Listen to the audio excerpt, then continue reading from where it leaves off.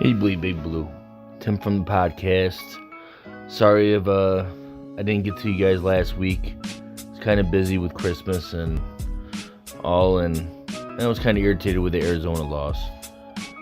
But, this loss to Baltimore, I'm not gonna lie, I was sort of saw it coming. But, some of you gotta, get some realistic expectations. After the Arizona and Baltimore loss, both solid teams, and we lose to them, and everybody's mad like this team is the worst team in the league. No, makes no sense.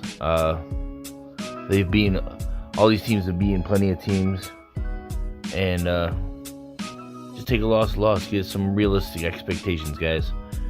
But anyways, I don't want to get off on Giants Twitter because the roller coaster ride of emotions on that Twitter is ridiculous. Alright, let's get to the lists. I want to start out positive as much as possible. It's hard though after that game. Number 1 on my list of glory, I gotta go with Sterling Shepard. He had 9 catches for 77 yards, 1 touchdown. He's one of the few weapons on this team that's really consistent. When he's out there, it is a better offense. As hard as that is to say when our offense is pretty bad, but he makes a big difference, and he's definitely a receiver that he catches just about everything. That's the one thing you'll give Sterling Shepard, is not the drops that are really an issue with Sterling.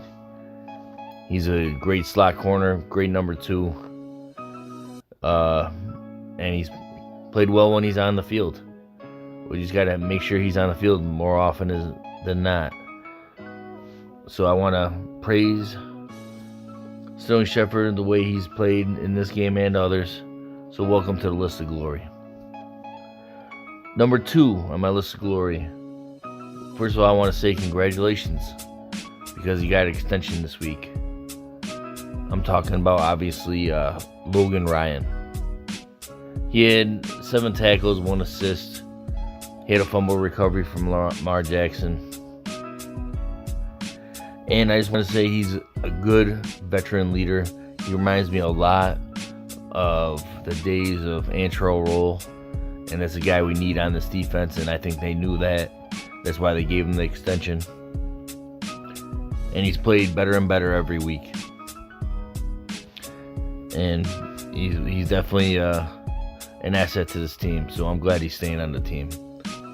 So, praise to you, Logan Ryan, for making the list of glory. Number 3 on my list. It was kind of tough, honestly. I was going back and forth, and you know what? I'm going to give it to this guy because, honestly, he deserves it. He's toughing through injuries. And obviously I'm talking about Daniel Jones. He was 24 for 41, 252 yards, a touchdown. Nothing fantastic, but he was absolutely running for his life, and he's injured. So he's definitely toughing it out. He's not turning the ball over, and I definitely give him credit, especially because we had no running game this past week. In fact, we barely even tried to run it, which is baffling in itself. But it is what it is. But Daniel Jones, I'm still on your side. I still think you can be the quarterback for this team, even though a lot of people have given up on you after one not so great season. And I don't understand it, but it is what it is. I still see you, Daniel Jones, so welcome to the list of glory. Now, the list of shame. Pretty easy after that game because we looked pretty horrible. So, the first person I'm going to talk about is, on this list of shame, is Jason Garrett. Shame. Jason Garrett. Shame. There's way too many 3s and outs. Just way You have no idea how to use the weapons you do have on this team. I'm not saying you have tons of weapons, but you got to get more creative than what you've been doing. And I think you ran a whole total of, if I'm not mistaken, 13 times that game. That's just not enough of a running game. If everybody knows you're going to pass, guess what? It's a lot easier to defend when they have no idea what you're going to do. Stop being so damn predictable. Jason Garrett, the way your offense is been playing, I'm really not sure if you're going to be back next year. And you're not really doing yourself any favors for trying to get another job. So Jason Garrett, shame on you. You're on the list of shame. Number 2 on my list of shame. I probably could have picked more players, but I'm going to go with Matt Peart. Shame. I know you're a 3rd round pick and you're going to make mistakes at tackle. I'm fine with it and I understand. But you had you gave up 3 sacks in a row. And that being said, that's pretty damn bad. And we keep getting sacks, then how's this team going to come back and actually play? I definitely think you could be a tackle for the future, but you had a horrible game. Hopefully you learn from it. And hopefully you don't make it back here, but you're on the list of shame. Shame on you, Matt Peart. Now, for my last person on the list of shame, I know some of you are going to argue with me about this one. So please, like any other time, I love to hear your comments, love to hear your lists. And I want to know what you think. But number 3 on my list, I'm putting Joe Judge on this list. Do I love the way he's coaching? Yeah, I do. I like what he's building on this team. But this is 2 games in a row that were meaningful games that the team just is not playing up to par, or even seem like their full hearts were in these past 2 games. I know, they do have a little lack of talent right now with injuries. They definitely need to replace some people as well. But Joe Judge,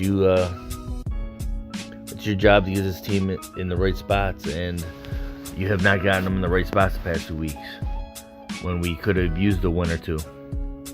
Now, coming this week, you have Dallas, and we can possibly win this division, believe it or not. And do I want them to win the division? I'm honestly 50-50 on it. Do I think this team's going to do anything in the playoffs? Not the way they've been playing. Definitely not, but hey, you never know. And as far as, possibly a draft pick could help this team out in the future.